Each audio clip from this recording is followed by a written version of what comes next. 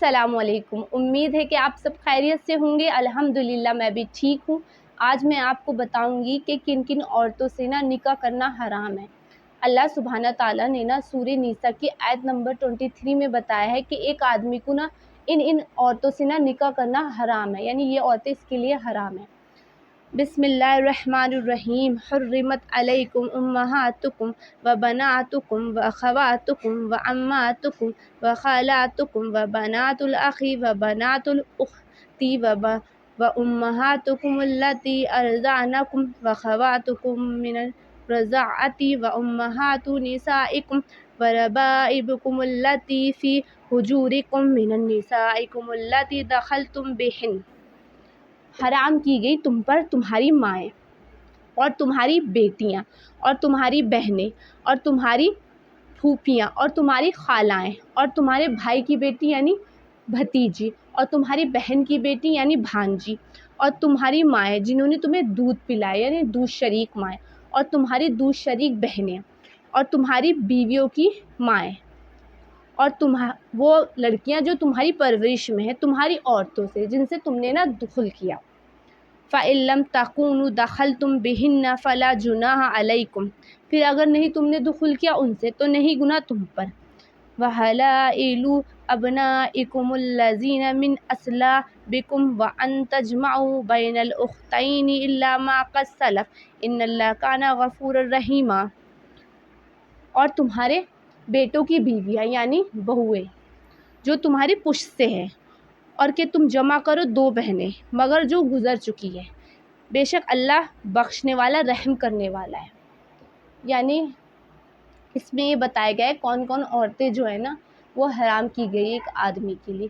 इसकी 3 कैटेगरी में बांटा गया है। पहली जो है वो महरमात है यानी खूनी रिश्ता है, खूनी रिश्ते में 7 आती हैं, और दूसरी है रज़ात यानी दूध शरीक में भी 7 आती हैं, और एक तीसरी जो है वो ससुराली, उसमें 4 औरतें आती हैं।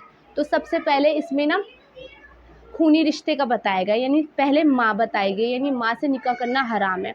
दूसरा बेटी बताया गया, बेटी से निकाह करना हराम है। तीसरा बताया गया बहन, बहन से निकाह हराम है। चौथी बताई गई फूफी, फूफी से निकाह करना हराम है। 5वीं बताई गई खाला, और 6ठी बताई गई भतीजी यानी भाई की लड़की, और 7वीं बताई गई बहन की लड़की यानी भांजी। तो ये 7 बताया गया, ये 7 जो है एक शख्स के लिए हराम है। इनसे निकाह करना ना, इन 7 शख्स से निकाह करना ना हराम है। अब फिर आ जाती है कैटेगरी रज़ात, यानी उसके बाद बताया गया वो माएँ जिनका तुमने दूध पिया यानी दूध शरीक माँ। अब दूध शरीक माँ हो गई, फिर दूध शरीक ऐसे ही बहन हो गई, फिर दूध शरीक इसी में ऐसे दूध शरीक में भी 7 आती है।